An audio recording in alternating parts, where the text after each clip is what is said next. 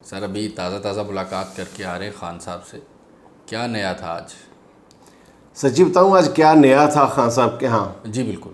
پہلی دفعہ میں نے دیکھا ہے کہ خان صاحب جہاں پہ بیٹھ گئے زمان پاک میں، جہاں خان صاحب گفتگو کرتے ہیں، میٹنگ کرتے ہیں، اس کی ٹیبل پہ انواع و اقسام کی چیزیں پڑی ہوئی تھیں. اچھا. اور انواع و اقسام بھی میرا خیال تین قسم کے کیک پڑے ہوئے تھے. انواع و اقسام اور انواع و اقسام کو بھی 3 قسم کے. اور وہ بھی مجھے پورا یقین ہے کہ وہ ظاہر ہے کہ جو لوگ آتے ہیں ان سے ملنے وہ عید کا تحفہ تو لاتے ہی ہوں گے.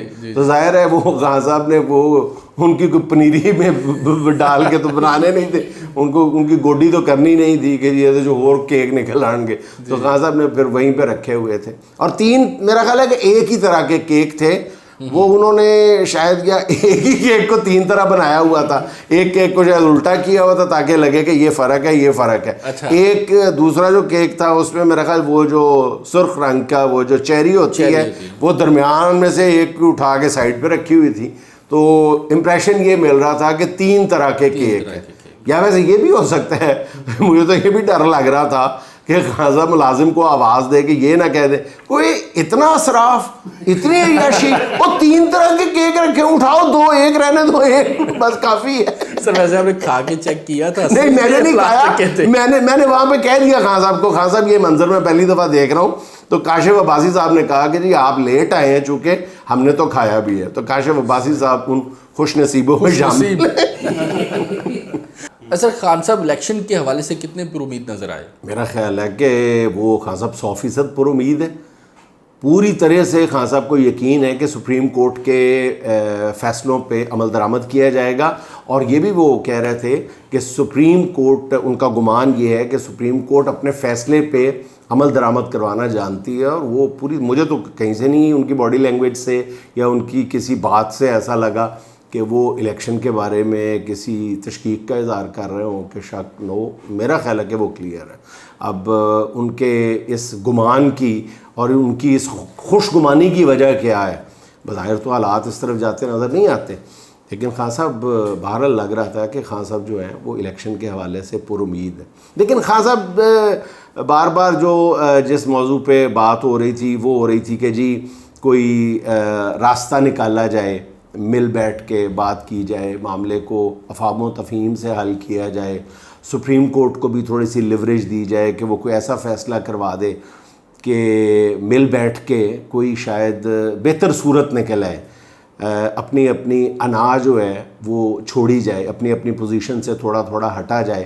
تو خان صاحب یہ کہہ رہے تھے کہ ایک پوزیشن سے ہٹنا اور بات ہوتی ہے، اور وہ کہہ رہے تھے کہ لیکن کسی اصول پہ، اپنے بنیادی اصول پہ کمپرومائز کرنا اور بات ہوتی ہے. وہ کہہ رہے تھے کہ میں بہت فلیکسیبل ہوں، میں ہر طرح کی بات کرنے کے لیے تیار ہوں، اسٹیبلشمنٹ کے ساتھ بھی، حکومت کے ساتھ بھی. وہ بالکل انہوں نے واضح کہا ہے کہ میری کوئی انا یا ضد نہیں آڑے آ رہی. لیکن وہ یہ بھی ساتھ ساتھ کہہ رہے تھے کہ ایسا آپ بتائیں تو صحیح.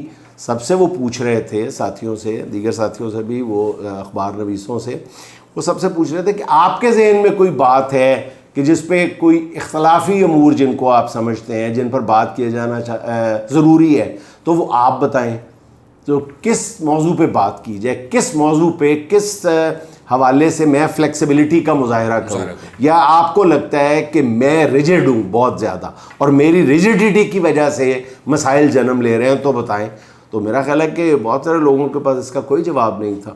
تو خان صاحب بار بار یہ کہہ رہے تھے کہ میں ہر موضوع پہ، ہر حوالے سے بات کرنے کے لیے تیار ہوں، اور میں بھی اس صورتحال پر اتنا ہی پریشان ہوں جتنا کہ کوئی بھی پاکستانی ہو سکتا ہے. ایسا ٹکٹوں کی تقسیم کے حوالے سے اختلافات اس پہ خان صاحب بالکل انہوں نے کوئی نو لفٹ. خان صاحب کوئی پریشانی کا شکار نہیں ہے. خان صاحب کو اس لیے بھی پریشانی کا شکار نہیں ہے کہ خان صاحب نے جو فیصلے کیے ہیں نا، خان صاحب کہتے ہیں جو کچھ غلط فیصلے اگر ہوئے بھی ہیں تو وہ اس کو ریکٹیفائی کیا جا سکتا ہے، وقت ہے اپیل کا. وہاں پہ جب ہم پہنچے ہیں اس وقت بھی کچھ احتجاجی مظاہرے ہو رہے تھے، لیکن خان صاحب کو یہ بھی پتہ ہے، وہ صاف ان کی باڈی لینگویج سے نظر آ رہا تھا کہ خان صاحب کو ووٹ اتنا زیادہ پڑنا ہے کہ کینڈیڈیٹ سے کوئی فرق نہیں پڑے گا. تو خان صاحب اس لیے کوئی اس حوالے سے کسی پریشانی کا شکار نظر نہیں آئے کسی بھی. ہاں بالکل. اچھا سر، آپ سے ایک ذاتی نوعیت کا سوال پوچھنا چاہ رہا ہوں کہ یوم تاسیس آج تھا پی ٹی آئی، بالکل جہاں ہم بیٹھے تھے اس کے ساتھ ہی ہو رہا تھا. آپ سٹیج پہ نظر نہیں آئے. اچھا میں یار ایک بات آپ کو کلیئر کر دوں, وہ ان کا اصرار تھا مسرت چیمہ صاحبہ کا بھی کہ آپ اسٹیج پہ آئیں, کچھ ساتھی چلے بھی گئے, ہر ایک کا اپنا اپنا ویو ہوتا ہے. میں اس حوالے سے بات کلیئر کر دوں, میں پہلے اپنے ٹی وی شو میں بھی یہ بات 2-3 مرتبہ کر چکا ہوں کہ میں کبھی بھی کسی بھی سیاسی جماعت کے پلیٹ فارم کو یوز نہیں کروں گا, کبھی بھی کسی بھی سیاسی جماعت کے پلیٹ فارم پہ کھڑا نظر نہیں آؤں گا. میں کوئی پی ٹی آئی کا رکن نہیں ہوں, میں پی ٹی آئی کا ممبر نہیں ہوں, بلکہ اگر مجھ سے آپ یہ پوچھتے ہیں نا کہ آپ عمران خان کے حامی ہیں یا آپ نواز شریف اور زرداری کے مخالف ہیں, تو میرا جواب یہی ہوگا کہ میں نواز شریف اور زرداری کا مخالف ہوں. بلکہ نواز شریف اور زرداری کا نہیں, میں اس ملک کو لوٹنے والے ہر شخص کا مخالف ہوں, خواہ وہ اس کا تعلق اس گروپ سے ہو یا وہ پی ٹی آئی کے اندر بھی کوئی موجود ہو, تو میں اس کا مخالف ہوں. تو عمران خان کا جو ٹریک ریکارڈ ہے وہ ظاہر ہے کہ وہ یہ, اور میں اس لیے اگر کہیں آپ کو یہ لگتا بھی ہے میرے ویورز کو کہ میں عمران خان کو سپورٹ کرتا ہوں, آئندہ بھی اس موضوع پہ کبھی تفصیل سے بات کروں گا, تو وہ اس کی ایک بنیادی وجہ یہی ہے کہ میں سمجھتا ہوں کہ یہ جو گروہ, جو لوٹنے والا گروہ ہے, جو پچھلے 30-40 سالوں سے جونکوں کی طرح چمٹا ہوا ہے اور اس قوم کا خون چوس رہا ہے, اس سے اگر کوئی شخص بہتر پوزیشن میں ہے نمٹنے کے لیے تو اس کا نام عمران خان ہی ہے. اچھا, اسٹیبلشمنٹ اور پی ڈی ایم کے درمیان بھی کچھ دوریاں پیدا ہو رہی ہیں, اس حوالے سے آپ کیا رائے رکھتے ہیں؟ یار میری بات سنیں, دیکھیں یہ جو دوریاں ہیں نا, یہ میں تو سمجھتا ہوں کہ یہ 100% فطری ہیں, کیونکہ یہ جو سپورٹ ہے یہ غیر فطری ہے. یہ سپورٹ غیر فطری ہے, اس لیے یہ دوریاں بھی فطری ہیں. یہ آج نہیں تو کل, کل نہیں تو پرسوں, یہ تو ایک مفادات کا ایک ہے, بندھن ہے, اس نے آپس میں باندھ کے رکھا ہوا ہے.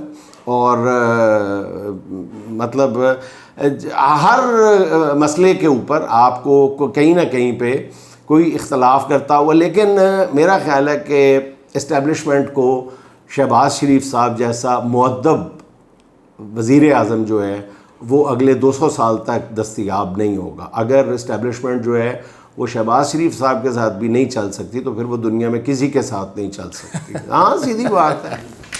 بلکہ مجھے یہ جو اسٹیبلشمنٹ اور حکومت کا جو آپس میں جو باہمی تعلق ہے نا, وہ دیکھ کے ایک لطیفہ یاد آ جاتا ہے کہ سیٹھ ایک نیا ملازم رکھتا ہے اور اس کو اپنے مینیجر کے پاس لے کے جاتا ہے اور کہتا ہے کہ مینیجر تمہیں سارا تمہارا کام سمجھا دے گا. کہتا ہے جی مینیجر صاحب نے مجھے کب کا سمجھا دیا ہے.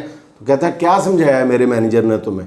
کہتا ہے جی مینیجر صاحب نے مجھے بتا دیا ہے کہ جب بھی آپ آئیں ان کو فوری طور پہ جگا دیا جائے. تو اب یہ اس میں یہ یعنی سیٹھ کون ہے اور اس میں مینیجر کون ہے, اس کا تعین آپ خود کر لیں. اور ملازم کون ہے؟ ملازم کون؟ سر اسٹیبلشمنٹ کے حوالے سے خان صاحب کا موقف کیا تھا؟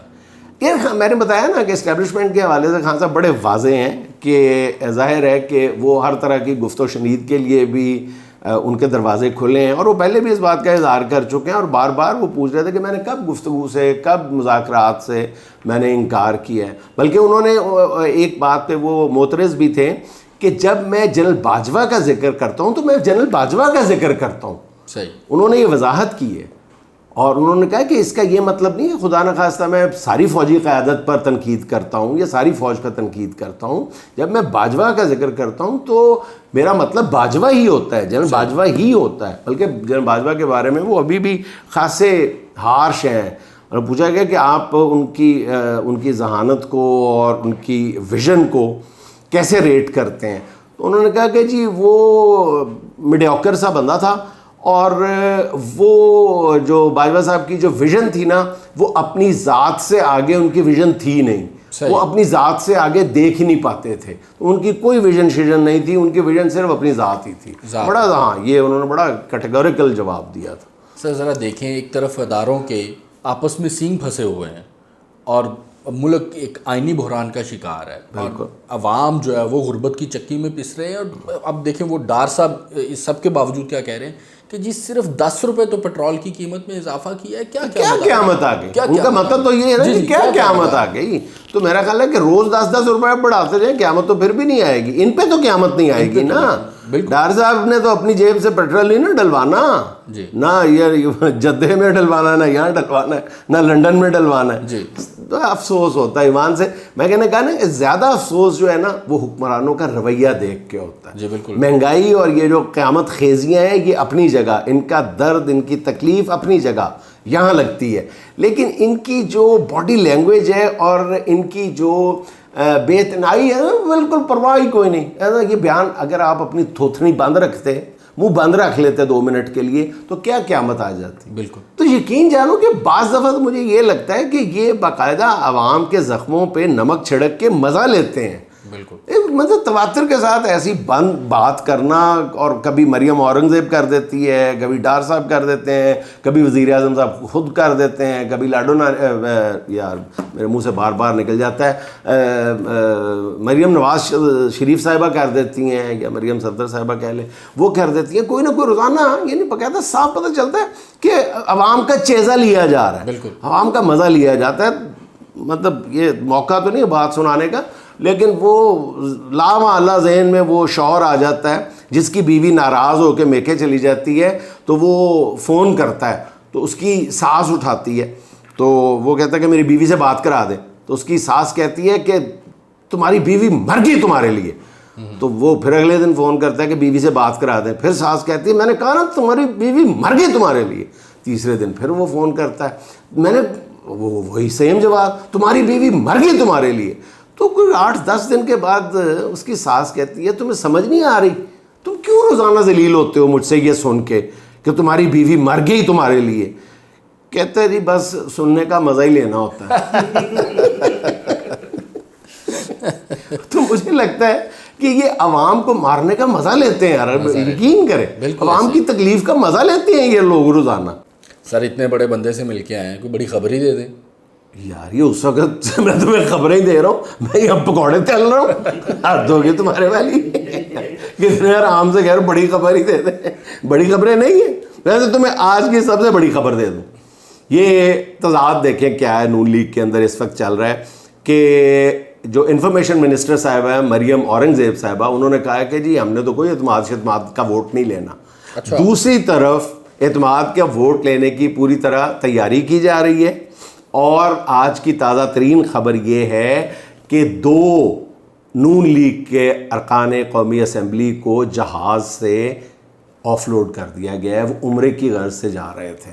ایک علی گوہر بلوچ کو اور دوسرا جو غالباً جنید انوار صاحب جو ایڈوائزر بھی ہیں وزیر اعظم کے، ان دونوں کو آف لوڈ کر دیا گیا ہے تاکہ 27 کو اعتماد کا ووٹ لیا جا سکے. تو یہ اعتماد کا ووٹ لینے کا جو پورا ڈرامہ ہے یہ کیوں رچایا جا رہا ہے، اس کی تفصیل میں آپ کو کل بتاؤں گا.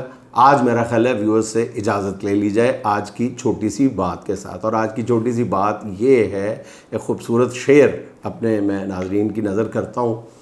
نمٹ رہا ہوں ابھی زندگی سے، نمٹ رہا ہوں ابھی زندگی سے، موت کیا ہے میری بلا جانے. واہ واہ. ناظرین خوش رہیں، خوش رکھیں. آپ سے ملاقات ہوگی انشاءاللہ اگلے ویلاگ میں. اللہ حافظ.